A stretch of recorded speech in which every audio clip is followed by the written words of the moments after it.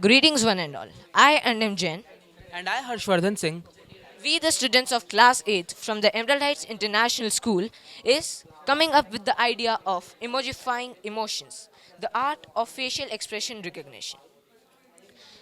So, the technology of this facial expression recognition is a complex system that uses advanced algorithms and machine learning techniques to interpret and identify human emotions and even predict our behavior. So, one exciting application of this facial expression technology is creation of facial expression emojis, which revolutionize the way we communicate online.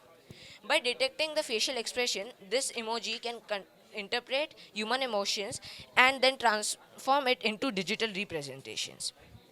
So, now let's see the working demo.